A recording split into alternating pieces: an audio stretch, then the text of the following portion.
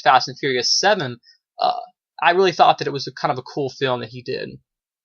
Uh, and then once again, number 5 spot, Insidious Chapter 2. Coming in at the number 4 spot is another remake. There's quite a lot of remakes on this list. This was a big year for horror remakes. Is a film in the name of Carrie. Now, this one, got kind of, mixed to low reviews. Overall, I thought Carrie was pretty cool. I really enjoyed Chloe Moretz, who played the role of Carrie, and then we had Julia Roberts, who played the role of her mom, and I believe her mom's name is Margaret. And I really enjoyed both of them. I think I enjoyed the mom just a little bit more. What I liked about this Carrie was what Sissy Spacek was a really creepy version.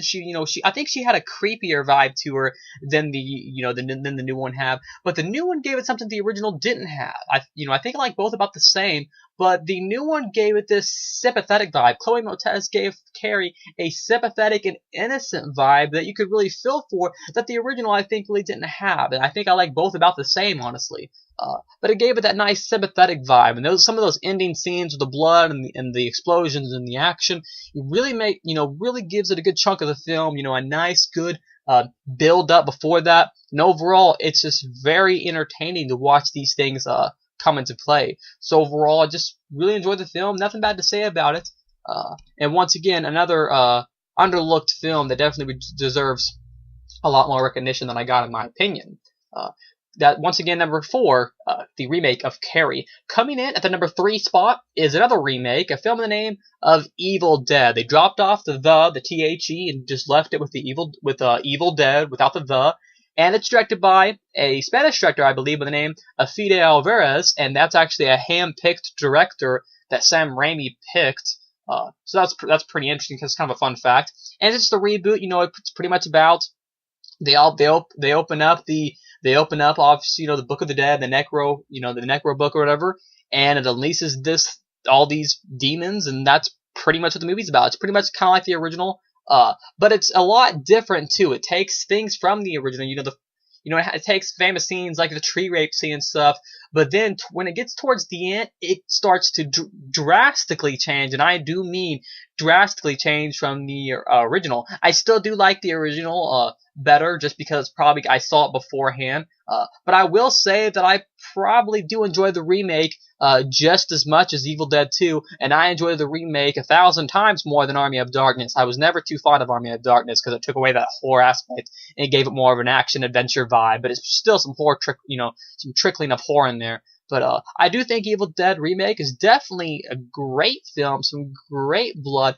a very grisly and grotesque look at the horror age, and that's why I liked it so much. It was just fun to watch. It had some nice scary vibes in there, and if there's major spoilers coming up, there's a scene towards the end with some raining blood that I thought was really interesting, and that scene and just the whole movie alone sold me on the movie. So once again, that's the number 3 spot with the Evil Dead Remake.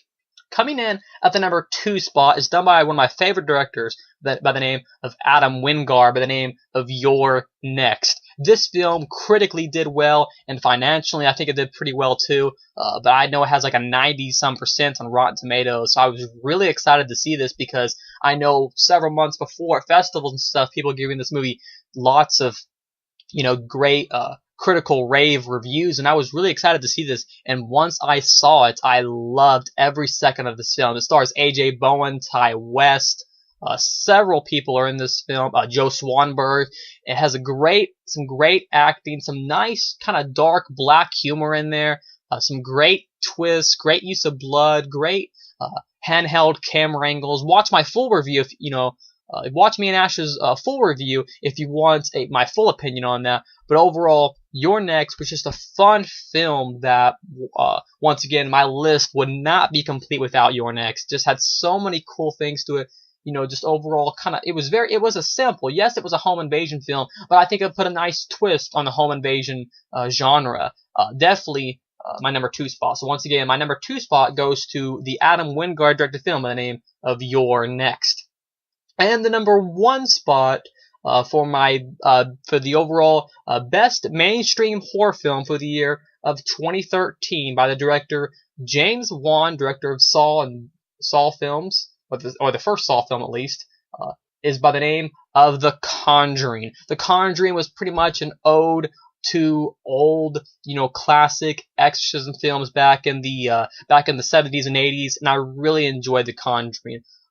It's not very bloody, it only has a few scenes of blood, but the best thing about this film is the build up to the end. I won't say what happens. It stars, I believe, Patrick Wilson and Vera Farmiga. Patrick Wilson, that's what his name was. Patrick Wilson was also the dad in Insidious Chapter 2, but they both play great roles in it, and I really enjoyed, they play the people that are coming into the house to investigate, and overall it was just a great film. It has that nice, very eerie vibe. James Wan knows how to make dark corridors, look scary. Things that, are overused a lot, like in PG-13 horror films. He knows how to take those dark hallways and opening doors and stuff. He knows how to take that stuff back to its roots and make it scary once again.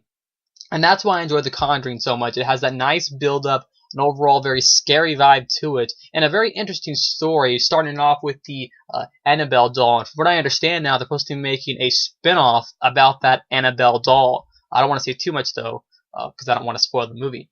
Anyways, that is pretty much my top 10 or top 9 mainstream horror films for the year of 2013. Once again, I will be making another video. I have my top 9 mainstream. I have my top 10 in general. Those are in no particular order. These are in order. And then will have another one about my top 10 independent, limited release, video on demand, straight to DVD, and stuff along that genre that will also have a lot of honorable mentions in there too. So once again, I can't wait to see what 2014 is going to bring. We have a lot of good stuff coming out. ABCs of Death 2, Human Centipede 3, and the list goes on, right? Anyways, once again, thanks for watching another video by Centipede Geek. Make sure to like, comment, subscribe to my page below, and I will see you guys later with more videos by Centipede Geek.